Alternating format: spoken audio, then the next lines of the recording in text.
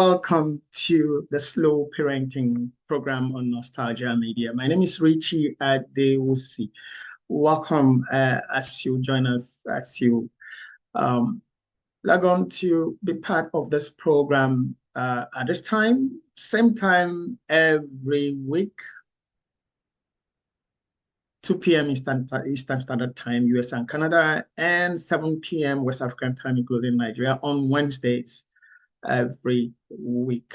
We are still within the season 3 period, and we'll be rounding up season 3 with the next episode, and we go on to season 4. So when we're saying season 3 and episode 12 and then going on 13, it means that you've probably missed a whole lot of other episodes before now. So don't worry, you could always catch up. Just go to our YouTube channel, Slow Parenting on Nostalgia Media. You will be able to find past editions and videos. And also, you're also welcome to check out our short videos from previous streams on any of our other social media handles. We'll be glad to have your comments. On this episode today, however, we are looking at the issue of friendship. Yes, friendship, very important in human relationships, okay? But then this is the Slow Parenting program, so we're talking about friendship between parents and their children, okay? And what we are going to be talking about today might be shocking to some people, but then it's important you pay attention to what we're going to be saying. And with me at this time on the program, as we get started, is Mrs. Adedoyin Ishola. Doyin, you're welcome. Everybody, viewers, listeners, participants, anchor, everybody, you're welcome. Yeah, you're welcome, Doyin. And well, I am talking to an alpha mommy. I didn't say alpha female. I said alpha mommy. Because she's a mommy to other mommies. Present and planning. Good. So and I want to start with Ms. Ishola here because I know that she had a very, very cordial relationship with her daughters. Okay? But here we want to, make it, draw a line between friendliness, okay, and friendship. If you like, between permissiveness, in case you've not gotten what this is all about. The difference between permissiveness, pampering, and boundaries. That's what today's episode is about. There's nothing wrong with being friends with our children, so long as everyone knows where their boundaries stop. We all have rights, right? I always say to my children, where your right stops at is where mine starts from. Okay? So acknowledge I have a right. Oh, sure, you got it right. But in case you did not read the news, I was also somebody's son. Yes. So I also knew my boundaries with my mother and my father. So the whole talk about, every episode I pick on this is like I have something against the issue of Gen Alpha, Gen Z, or what. No, I don't have anything against social constructions, but it's just for us not to get carried away with those social constructions. And then we begin to analyze them in later years and begin to write intellectual books and researches on what impact those labelings actually had on the human race.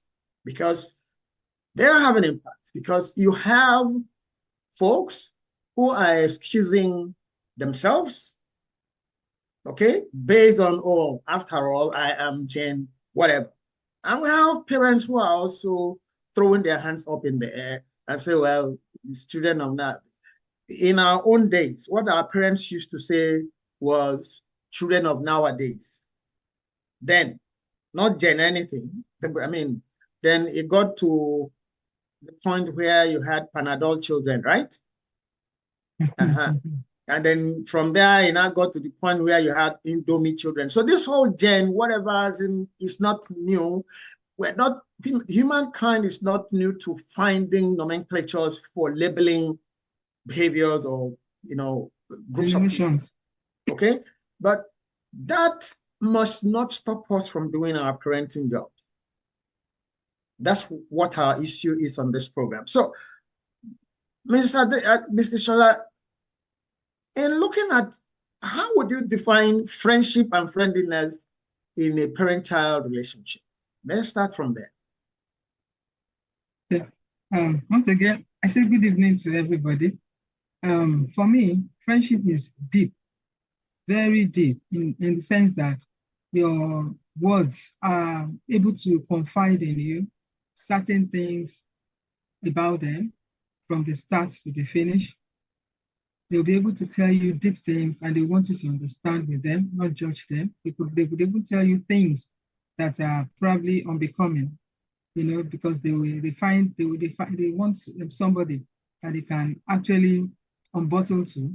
So they expect you to also understand, advise them, but not definitely judge them. So friendship is a very deep thing that brings you in close alliance with your children. But when you talk about friendliness could be on the peripheral for me. Friendliness is on the peripheral.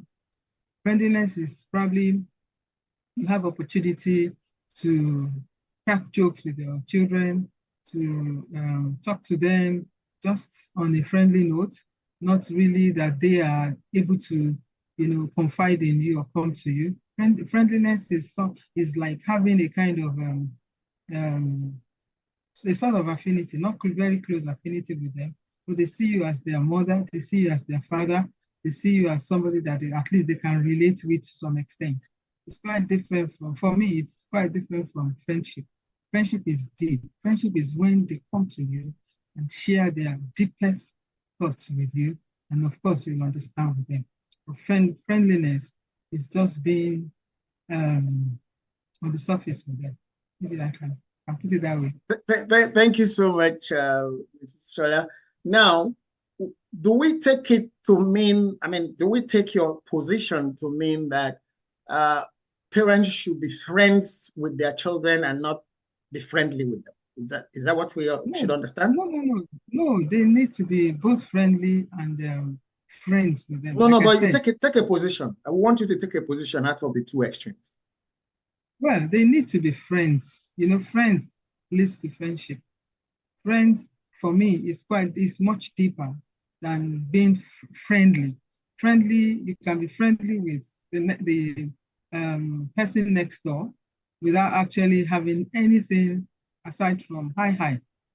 And maybe once in a while, how are you? How is your work? How are your children?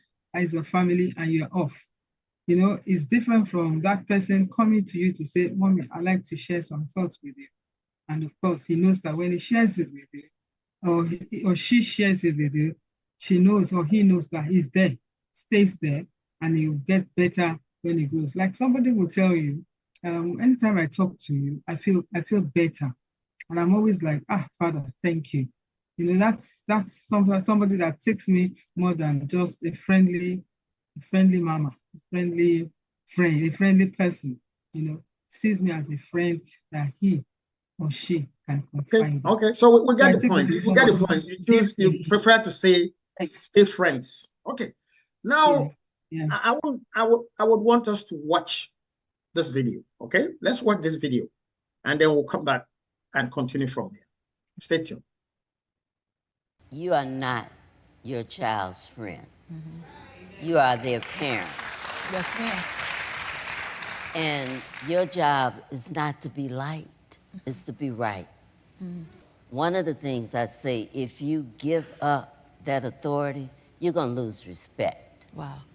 Because they will begin talking to you and acting like you. And when you try to check them, it doesn't work. My son did not drink around me until he was almost 35. And that was at a dinner. The reason being, we aren't friends. Right. I'm gonna sit around and drink with you.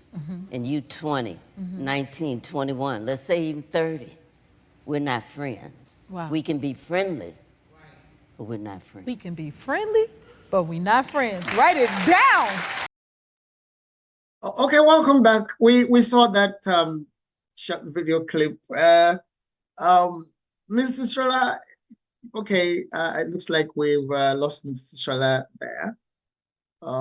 Okay, she's here. She's still here with us. Mrs. Shola, you saw that clip, okay? Even Yeah, if you but I didn't see it. No, but well, sorry, sorry about that. If you didn't see it, because I had actually sent it to you earlier. If you I think I watched it. you watched it, I'm sure you probably watched it. Earlier. You know, I think I watched it you know, the lady gave the reasons for not being friends with your children. Okay, and because again, they are copying you. It could work both ways. It could be positive and negative at the same time. That's where the issue of setting boundaries come in. Okay? That's where the issue of saying, well, you can do this. Yes, I'm your friend. It makes sense to be friends with your children, really. Okay? But then not open day friends, not roaming, no boundaries kind of friends. Okay? When you are friends, be on friends on specific terms, even with other people. You don't get to be friends with other people and people don't know their boundaries. Okay, you are friends. Don't you? We are friends. We are still friends. I hope I'm not putting myself out of context. Okay. Yeah. All right. Yes, we were friends in the university days, but we knew our boundaries. Who are my friends? We shared stuff. You had things to do and say, oh, Richie, can you help me with this? Or can you help me with that? But there were boundaries. So the same thing with your children. Be friends, but let there be boundaries. Okay? Absolutely. Now, let's go back to the issue of the friendliness. Okay? Friendliness opens the door. You cannot become friends if you did not leave the doorways of friendliness open. Okay?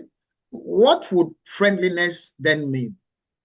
Friendliness would mean you being accessible, you being approachable, okay? You being available, okay? You being understanding, you being non-judgmental, okay? When we put those things into the mix, you are now building towards developing friendship. Friendship is not about your children taking your phone to check your messages. That's not friendship. That's permissiveness. Your children have no business with your phone, to start with. Your children have no business with having access to your laptops, to your iPad, to your tablets. The children don't have, because on their own equipment, we expect that you should have, if you like, child locks. You should have programs or applications that they are permitted to use for specific reasons, and those that might not be helpful for them to begin to use at certain ages. So when you now make it possible, make your phone, your tablets, your computers, in whichever format, available for your children to use, what you're also doing is that you're giving them access to every application that you are using. Because you will not be there all of the time to check what they are checking on. Have you ever wondered why your children why it is your phone they want to use? Have you ever given it a thought? They have their own phones. They probably have their own laptops and their own computers, iPad, tablets. Have you ever wondered why they want to use your phone, mommy? Because in most cases, it's always mommy's phone. In most cases, mommy's phone that they will jump to, not daddy's phone. But in some cases, too, it's daddy's phone. It's probably they know that they have locks, okay? They have restrictions on certain applications and websites on their own equipment, on their own devices. So they know on your devices, oh, you probably have access to those. And they make a habit of wanting to use your device. That's not being friends. That is being permissive, okay? And permissiveness is not what you want to build on in your relationship with your children, okay? Permissiveness does not and would not help, all right? So being friends is good. So we did not show you that video clip to say, okay, we agree 100% with what was said in that video, but there are, valid points that were raised in that video, okay? Those valid points can be overcome, okay? Those challenges could be overcome by your setting boundaries, not boundaries within yourself, but boundaries you vocalize, boundaries you vocalize, boundaries you discuss, boundaries you agree on with your children, not boundaries you back out as orders, okay? Boundaries that are discussed and agreed on. Okay, young man, young woman,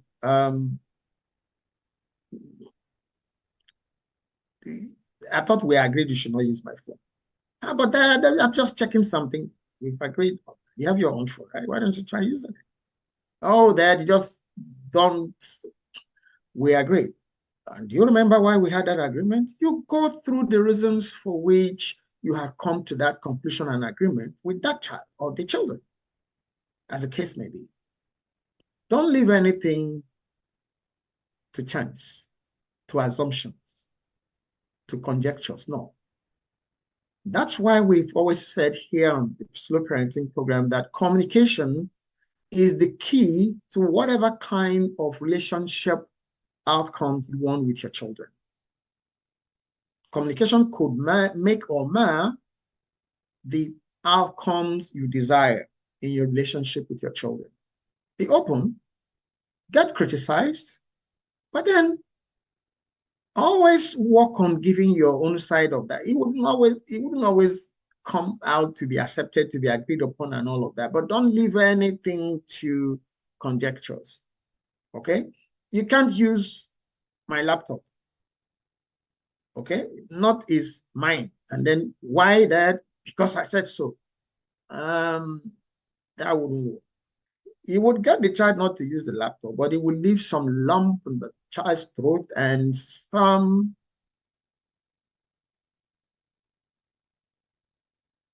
data in the memory base of that child. That will not be very helpful in terms of your relationship with that child. Explain your reason. Stand your ground, but explain your reason. Okay? Now, Mr. Dodoni, there I go again, calling Mrs. Ishola, Mrs. Adetoyi. Okay. Sorry, Doyi. No, it's okay. Anyone. No, well, no, it's not okay. You are not Mrs. Adetoyi. So call me Mrs. Ishola or call me Doyi. Yeah, I understand the Doyi bit, but not Mrs. Ishola. GK will for a gun. Okay, so now, having said that, we need to set boundaries. Okay, we have also suggested how those boundaries could be reached. Now, let's look at a scenario that I know the child knows your password to your computer. The child has to do a school assignment. but the tablet or iPad is dead, okay, for whatever reason. And the child, you are not there, just goes onto your laptop and keys in the password and is doing the assignment. Right or wrong?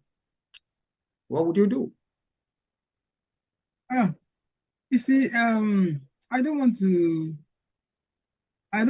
put everything on the cast-offs. I don't want to cast it on stones, because there are sometimes you allow your children some leverage, not because you don't know that you need to have boundaries with them, but if you are too conscious of boundaries, you are likely to put the children in a confused state. What do I mean? For instance, they want to talk to you, or they want to reach you, or want to use any of your things. They'll be thinking, how would mommy react? How would daddy react? Before you know it, they're even more confused than you not setting any boundary. Definitely, you need to let them know that, look, if you want to use my things, please ask for permission, which is the first thing that they need to know at every point in time. If you want to take something that does not ordinarily belong to you, ask for permission. That should be one of the first things that you should teach your children.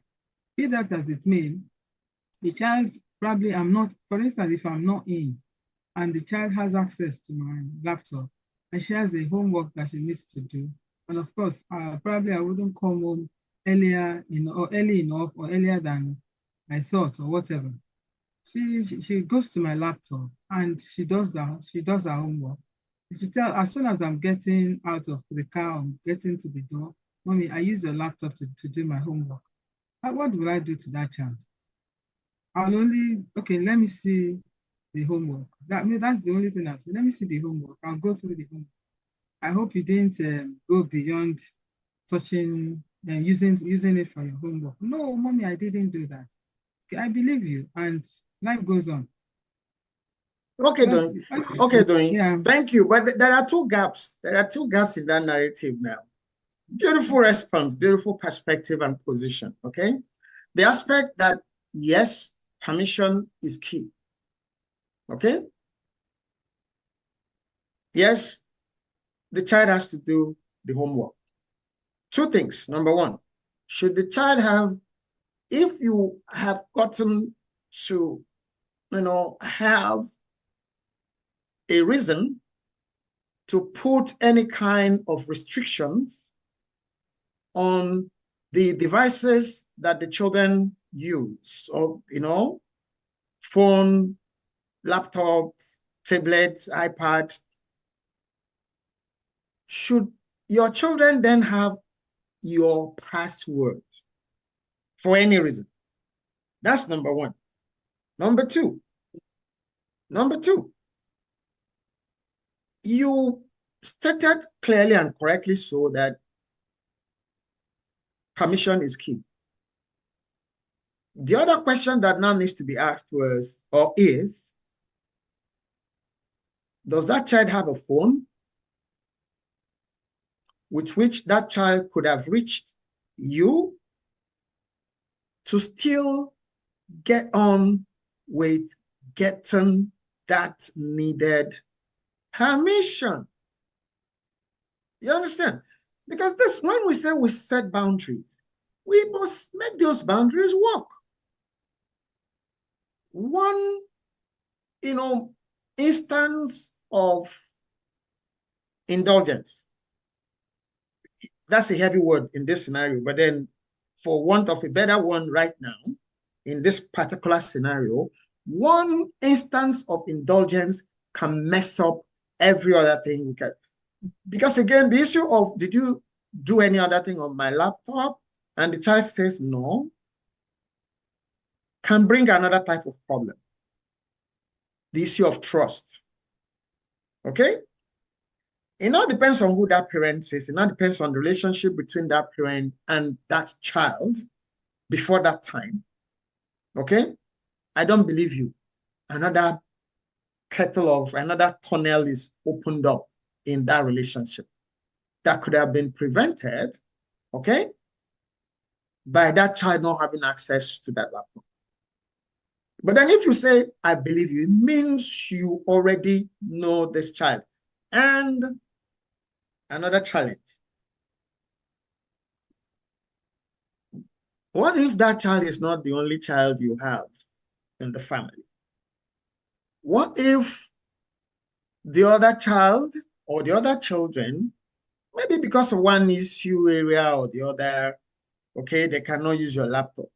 We're not creating a scenario of preferential treatment, okay, within the home that does not do or that will not do anyone any good. I'm not canceling out your, position and your contribution. I'm just saying we also need to look at these issues from these other perspectives and enforce the boundaries we have agreed on. Okay? You have to do your homework. Wonderful. You could have called me. Even before that issue of, okay, let me see the homework, even before, okay, did you do any other thing, which will now come into whether you want to believe the child or not, okay, which could open up other, issue areas. But you could have called me. Oh, my phone was dead. We have agreed excuses are not good enough,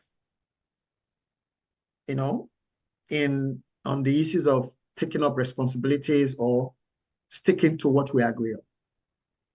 Okay, so it's not rigidity. It's still for us to help the children to really firm up in the areas of responsibilities and accountability. Friendship cannot thrive without those two issues or two concepts: responsibility and accountability. And in the middle, that big word, respect. In the middle of accountability and respect and responsibility, respect. Okay? Respect is that thing that will make your child not even think about going to touch your laptop, not because you are rigid. It's that is on. When we were growing up, there's a seat that was meant for our dad. You cannot sit on it. Sit. Did you have such an experience? Well, I'm not sure. I'm not sure I complied with it, and I'm not sure it was So spelled out. But we knew he had a seat. We knew he had his own seat. But nothing stopped us from sitting there. If you have to, I've never sincerely okay. I never went. Wonderful, wonderful. This day we Digital. have now fast forwarded. We are talking about gadgets and all of that. So that's why I went back into basic everyday things, that everybody, well, most people could relate to. Or even plates. So that's a plate that Even cup, even preserved. set up, Yeah, even cutlery. cup. Okay, good. Preserved. Yes. Yeah. So I know that for sure. that's the respect thing. Okay. Even when you said you never complied with that, you didn't go to sit on that seat out of disrespect. Okay. No. Good. It would have been that is it. Now, sometimes you actually even sometimes you go to wear your parents' clothing because you miss them. I've had that happen to me. Okay.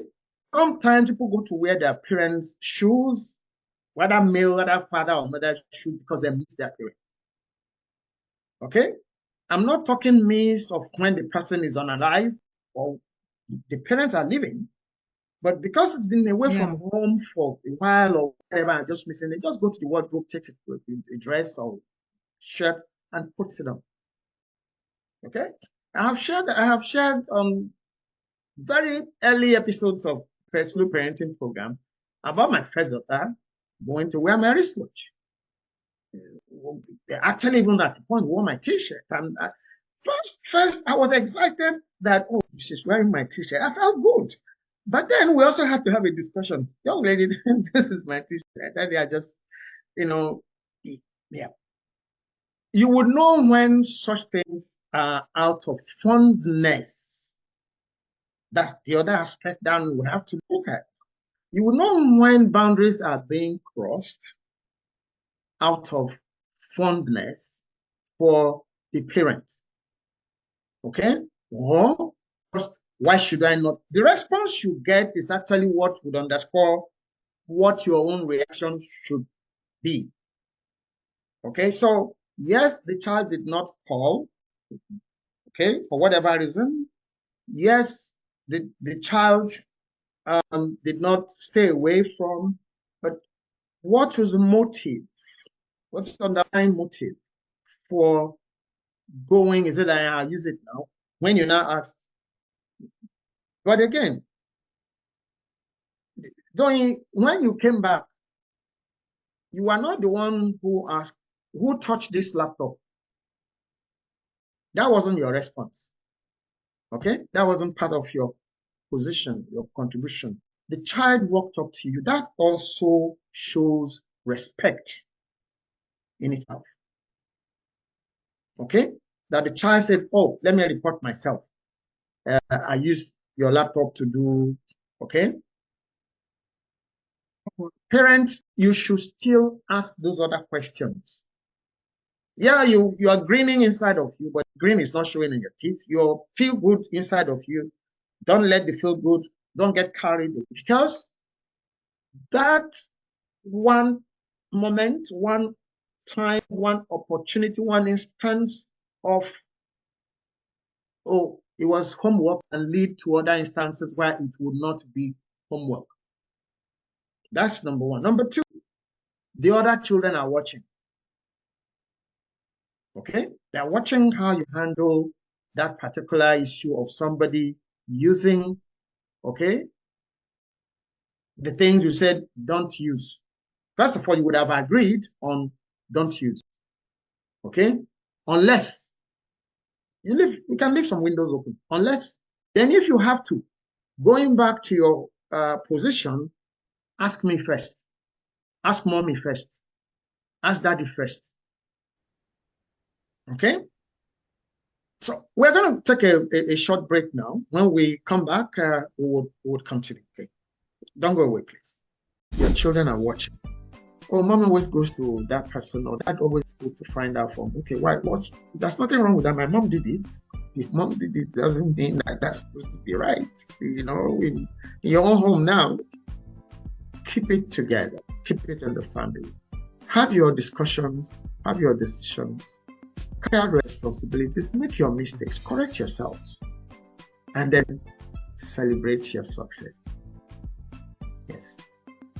The ones you get right, celebrate them. The ones you also didn't get right, discuss them.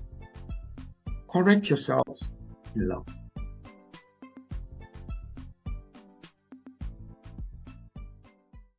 Welcome back, and thank you for holding on and staying with us. Okay, this is still the Slow Parenting Program. We're still on the edition where we're talking about friendliness and friendship with your children. Which one should we prefer? From what we've been discussing, from our positions here, both are necessary in your relationship with your children. One opens the door to the other, okay? You cannot become friends with your children if you are not first friendly with them. The friendliness opens the door to your being becoming friends, okay, which would now open those other doors for them now taking you in to discuss those deep stuff with you because they have come to understand that you will not judge them. Okay. At this time, we want to welcome Professor Yewole Sarumi as he joins us on the program. Professor Sarumi, you are welcome. Yeah, good evening, everybody. Good evening, sir. Good evening, ma. Good evening, sir. Good evening, viewers. You're welcome, sir. Sorry, I'm in transit. That's why. Okay. I hope you are not the one driving, sir. No. Okay. I'm not driving. Okay. All right, sir. Professor William, we are looking at the issue of friendliness and being friends with your children. Which one would you recommend, sir? Which one would you opt for? Being what? Friendly with your children or being friends with your children? You have to be friendly. It is important to, I think we've discussed this also some time ago. We just must be friends with our children. If we are not friends, they are not going to reveal to us their mind. And we are not going to operate at the same wavelength. They will not trust us, and there won't be that bonding. It's not friendliness, it is we must be friends. It is important that we are friends. Friendliness might not be strong, but if we are really friends, we will be much more, into ourselves. There will be intimacy, there will be trust, because bonding between a child and the parents is very key. And what brings that up is basically relationship. And then in order for relationship to be strong, there must be open communication. And when there is open communication, trust will be built. And then he or she can open up anytime there is anything that is not that clear, any ambiguity. Once we become friends, then the trust will be there, and then he or she will keep opening up. And be very free to also ask questions on anything that is not clear. So we are to be friends. Friendliness might not be that deep, but being friends will bring more intimacy and trust. Okay, so thank you so very much, Sarah. Before you joined us, we were looking at the conditions for that friendship. What conditions would you say would be necessary, to sustain, to develop and sustain that friendship, sir? Should there be any conditions at all? What do you mean by condition? What there shouldn't be condition. What type of condition? Between myself and my child, between a parent and his child, what type of condition? The condition should be based on love. Yeah. Should be based on love. One already. You're no, already if you are thinking of condition, it should be based on love. Because I love you, and I'm ready to ensure that I open up to you and then guide you as necessary. I understand your perspective, because children nowadays cannot be in the same wavelength as their parent.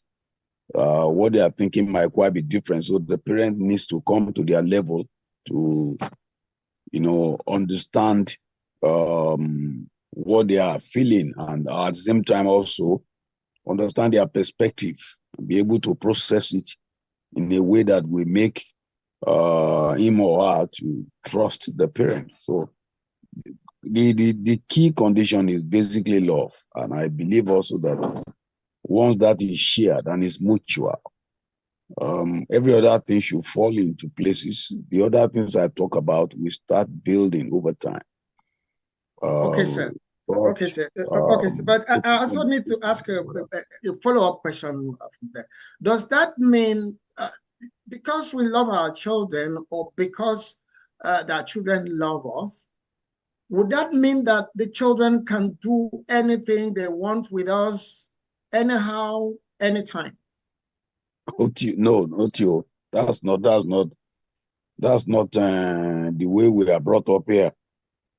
It's at least in Africa. No, there are always, if that is what you mean by a condition. Of course, between parents and children, there are boundaries to set for them. But once they grow up, once they are matured, in terms of once they are teenagers and they are going to adolescence, you relax all of those things, because at least they now know their left from right, and they know things that is tolerated and permitted. And at that level, they will have also been informed to a very good extent for them to be able to chart the course for their life as at that time. So definitely, if that is what you mean by condition, definitely by the time they are adolescents, teenager and adolescents, there will be, the boundary will be lesser in terms of being strict when they are still maybe around 8 years old or even lower. So that's what I mean by that. Okay, so thank you so very much. So we've discussed the whole issue about boundaries over time, and we can't emphasize that enough. Okay, now let's look at that particular issue of boundaries.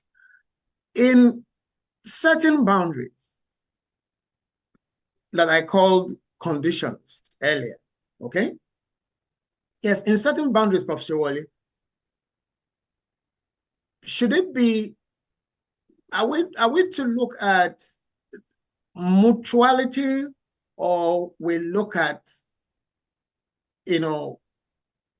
handing the boundaries out? Well, I think we just, okay, I think it will depend on a lot of conditions. And it will depend on, the first thing is that, number one thing I want to say is that it is very important that we set boundaries. It's very important. Because when you set such boundary, it helps children to, feel safe. But one thing that we also notice that young people, young children, they need freedom to try things out, to make mistakes, to develop their own independence. So, but boundaries in general help children to learn how to also set limits for themselves and develop self-discipline. I think we discussed this some time ago extensively. And we did mention that it's very important. If they are young, you cannot negotiate that. You will have to just give it to them. But once they are teenagers and then adolescents, you can discuss that and then be able to ensure that they understand why such boundary is needed. For example, if they are teenagers or adolescents, they are still with you, they need to go out. You need to set boundary and say, well, by 9 o'clock, you must be back home. That's the boundary. And we can agree on that. Whether at 10 o'clock, let it be 10, man, let it be 9:30 or whatever. We can agree on that, but then we should all, at least once they are old, we can discuss that. But if they are still young, I believe that there is nothing to discuss. Negotiate. Yes. Okay. No, I mean, we allow, I hope you understand what I'm saying. We allow room for negotiation. I get you, but then I only just want us to making sure. Okay. Okay. All right. Go ahead. No, I want us to be able to look at that issue of if they are young, there is nothing to discuss or there is nothing to negotiate. If we're saying we should develop mutual communication relationship with our children, at what age would that now, would we say now that's the age that should start? No, we've said this thing all over. By the time your child is 8 years old, they are already formed. They are already formed. Most of their actions and inactions, most of their intrinsic behavior, all of those things are already formed. And so it is important that before they reach that age, we should have helped them, guide them, inculcate into them what we think is the positive virtue that they required in life. But after 8 years of age, they are already formed, and therefore you may need to you have to do a lot of work to ensure that you keep talking to them, you keep negotiating and what have you, so that once you keep ringing, just like somebody said on this platform before, that based on the way the mother or say the father was talking, I think one of our panelists before, always that whenever she's out, she will be hearing the voice of the mother. And so that will be cautioning her not to do what is not correct or right. And that's quite instructive. And I believe also that even after AJ, we should still keep, talking to them so that we let them know so that they can recognize the good behavior that they have caught up Okay, at home. Professor. Okay, Professor. Yeah, thank you so very much, sir. Oh. What I want us to look at is that talking. Now, I also want to use the terms that you've used so that we can clarify this. I know we've had this discussion. We cannot have the discussions around communication, relationship, in bonding, in family bonding. It can never be more than enough. We can never have it. And again, there's another thing. Some people are just getting used to, joining us on this program. They don't have the privilege of knowing maybe some of the things we have discussed in the past. Okay, so I'm going back to the issue of talking with and talking to, okay? In terms of having those boundaries set. And you've said by age 8, okay, that not that you said, you've quoted, it's proven, there are research findings to back that up. So I'm not accusing you of being the proponent of that, but what we're looking at here now is that issue of boundary setting and looking at that age 8, timeline or time marker. Okay. Should we be looking at having a discussion or giving an instruction before age 8? Not all 8-year-old develop at the same rate. That's number one thing, because developmental range is different from individual to one another. So setting boundaries that work will be much easier if our expectation for the behavior, match where they are developmentally. And so we need to keep, clarifying all of this as we go on so that we can at least know also that our child is growing. And then also we'll be able to match the behavior and then the boundary we are setting to the way they are also developing and growing. That I just want to make that one very clear. But before age 8, it is important that parents should be very strict in terms of, how they guide them, because at that time they are still under formative. Some may even develop faster before age 8. Some may, develop later. But then I believe that based on at least my little knowledge, once they are below that age, it is better the parent be in charge and guide them so that they can be molded. But once they are above that age and you know that already they are developed, then you should give them the necessary, opportunity to also contribute into how those boundaries will be set and thus be maintained, so that if they are part of it, they be more committed in order to ensure that they also meet expectation based on agreement. All right. So thank you so much, Professor Yowale. Mrs. Shola, Mr. Are you with us? Yes, I can see you online, but then we can't see you on camera. Okay. Thank you so very much, Ms. Shola. Yeah, we're still on the same issue, okay? Our boundary setting with our children. Should we be talking with them or to them? Talking with them or to them? Yes. In terms of when we are, setting those boundaries now that would define our friendliness, our friendship, or that will build our migration from friendliness to friendship. Should we be talking to them or with them?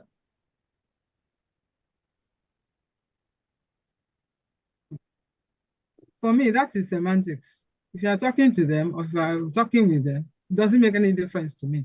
The point is, when you want to set boundaries with your children, you have to be very careful so that you don't chase them out of your sight, because the world out there is waiting to welcome them. You see, these days, whether we like it or not, when we were growing up, I'm not sure our parents really sat us down. Are you hearing me, Richie? I can hear you. I'm with you. Go ahead. Can you hear me? I don't want to. Yes, Okay. Claire. Go ahead. Okay. When we were growing up, I'm not sure there was any time that parents really sat us down and started giving us rules and regulations or reading the route acts to us at any point in time. So, when I know that things are quite different now, the age that our children are growing up is a sensitive age, because a lot of things are competing with parenting. A lot of things, especially the print media, the social media, and the rest of them. The technology, they're all competing with parenting. So if you now want to sit them down and tell them rules and regulations, you must not do this. When you want to do this, you must do this. And they see you as is it they see those rules as for me draconian. They see you as a dictator. They see you as unapproachable. Before you know it, you chase them away. And you everything.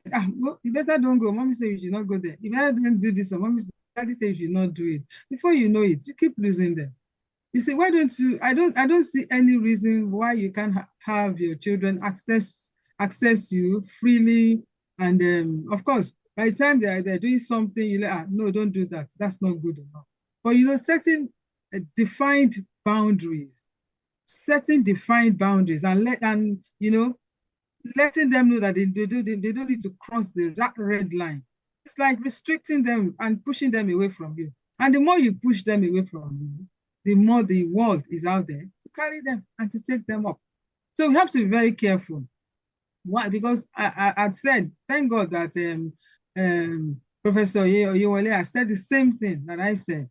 We need to be friends, really friends with our children, so that we can bond and they can tell us anything. That will be the first person to come and tell something. But if you give them defined boundaries, they're not strangers, and you still want to have them around by the special grace of God for as long as possible.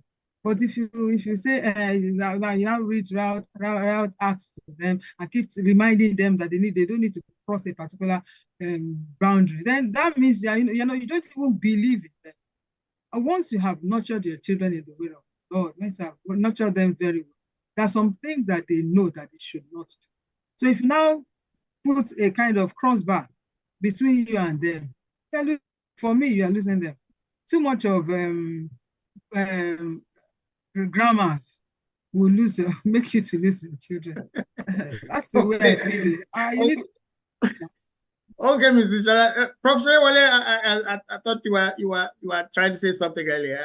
I had your voice, so you were laughing no. What I was saying, at least she also had given a perspective. That's Mr. Adedoyin. There are levels. I am an advocate that there are levels where you can talk to your children, and there are also circumstances and situations where you have to talk with them. You talk with them when they are matured, and I'm talking about probably depending on their developmental stage. After 8 years, you can start talking to them once, and some might have reached that level even at 7. So far you are following their developmental stage, then you can know when to start talking with them. But below that age, you should talk to them and give them clear instruction what to do. I'm still an advocate of setting boundaries. That is important. It's very important. If we don't do that, they are going to start doing things that are out of form, and then they will not be able also to model behavior, because that's what setting boundary also entails, so that there are ways to behave so that they can be able, where you need to be empathetic, where they need to be self-aware. All of these we need to ensure we set the boundaries so that they can be able to, follow it at that age. Then, when they have grown up to more than that age, 7 or 8, depending on their developmental stage, then you can now sit them down and start talking with them so that you will reason together, we get your just like perspective, the Bible says. So that's my perspective. Thank you, sir. Ms. Adedoyin, sorry, there I go again. Mrs. Ishola, what would be your closing remarks as we round up the program today? What would be your closing remarks? My closing remarks, number one, be friendly with your children, but take it to the next level. Make friends with them. Number two, don't be too rigid about drawing boundaries round about your children and your relationship with your children. You might chase them away. Number three, is that number three now? Number three, whatever it is, have a kind of cordial relationship with your children, very cordial relationship, so that they can always, even when they are 50, 60, they can always come back and ask you for advice. And the last one, and which is probably the most important thing, don't put yourself in the position of a dictator over your child, so that they will learn responsibility and accountability. Thank you. Thank you. Thank you so very much. Okay, there you've had it, our friends, those subscribers, followers. My own last word, Uncle. No, you will. I've not said, I'm saying there we've had it from Mrs. Ishola, not from the program. I'm not closing the program yet. I thought you want to close. No, no, Professor Wale. Okay, now that well, we are thanking Mrs. Ishola earlier. So, Professor Wale, what will be your closing remarks since we have now thanked Mrs. Ishola for her? My own closing remark has to do with there is this thing I read in some time ago, setting healthy boundaries for children, and they mentioned that there are 4 C's. I think so. It's a parental psychology book. There are 4 C's of healthy boundaries, so that our children can be led into positive action. And that thing states that you need to be very clear about the boundary. You need to have confidence in what you are doing. Then the child also must be comfortable with it, and that boundary must be a source of connection. It must be connecting, so that with the conviction and the enough comfort that you don't need to raise your voice on that child or to be overtly serious about it, but you will have at least use these 4 C's in such a way that it becomes the most powerful for the child to remember, and then for you also to communicate through affection. That is the way we are to direct clear and honest expression, making our child to be comfortable while we express our boundary to them. Thank you so very much, Professor Wale. Well, that people you had it here on the Slow Parenting program. Our issue today remains friendliness or friendship with your children, and the issues of boundary setting became prominent as we progressed on the program. Here are some of the things you need to hold on to. Okay? Whether you are hanging on to being friendly or being friends, communication with your children will help with getting to any of those 2 positions. And most importantly, in the course of the program, we were saying to or with. It might be dangerous to say, let us watch and see. We have agreed severally, we have heard severally on this program that our children are mirroring or are watching us. They are copying us. What we mirror, the children also want to be like. So when you start with mutuality in your communication relationship with your children, it's most likely going to grow that way. And what do I mean by mutuality? Even when that child is a baby, you are smiling, you want the child to return a smile. You tickle the child returns a smile. It's a call and response situation and relationship. It needs to develop from infancy. It's not up until when it gets to a particular time, but that time, that child might have formed the opinion that, well, when he talks, all I need to do is listen. Or when she talks, all I need to do is listen. Work at developing that mutual communication relationship with your child, with your children from infancy. I've given an example. You want the child to laugh. You're smiling. The child is not it. You take up the child, he smiles. Okay, he knows how smiling is good. The child keeps it, stores it up. The child is not speaking yet, can't speak yet. But then you're talking with the child, and the child is making some sounds, and then you are responding as if you're listening or you understand what the child is. You're building that communication relationship. So talking with your children works at any age. Okay? Talking with your children works at any age, not semantics. Okay? It is human behavior. You need to build that confidence. In the course of the program today, in the course of the discussion today, has come up severally to say we need to build. How do we build? It's through our communication relationship. Verbal, non-verbal. You are verbalizing, you're vocalizing what you understand as speech. The child cannot say things that you can write down. Or you could write down and ask, but then you don't really know what that means. But the child is responding. That responsiveness is key to building that communication relationship from childhood. And from there, when the child could respond, could say, yes, Daddy, I understand. Yes, I understand you are engaging in a relationship. You are engaging in a conversation.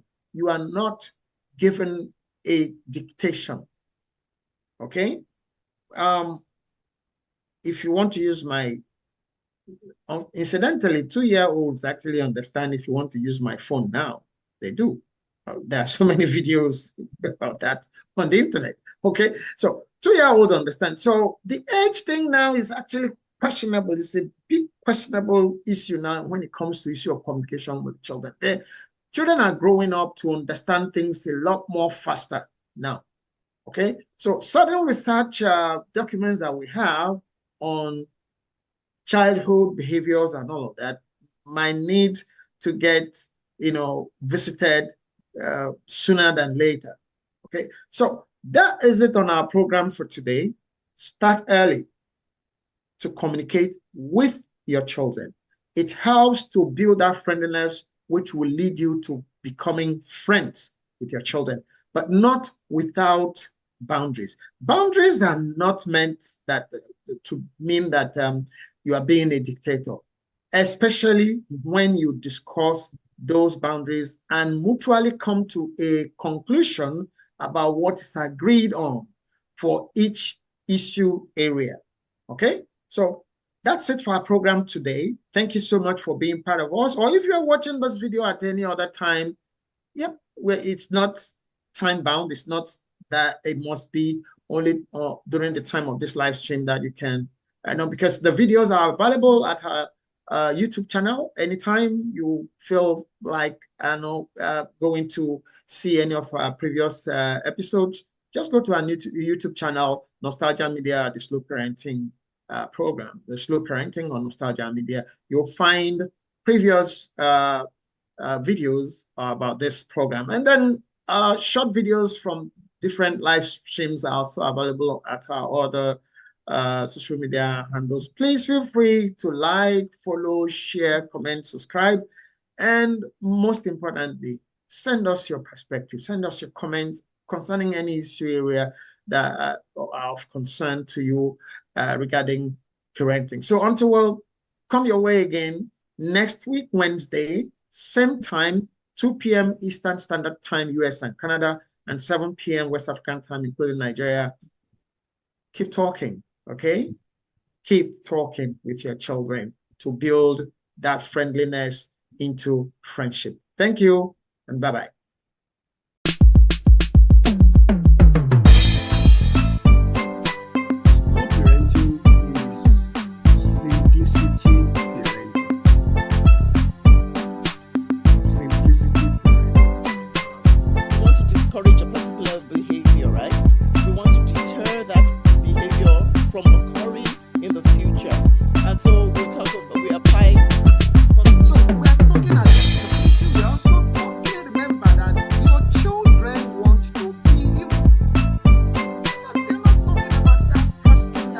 To every goal, and no matter the best or the most noble of mirroring that we do modeling, sometimes they veer off. I know that there are exceptions. Focus on quality time rather than the other type of parenting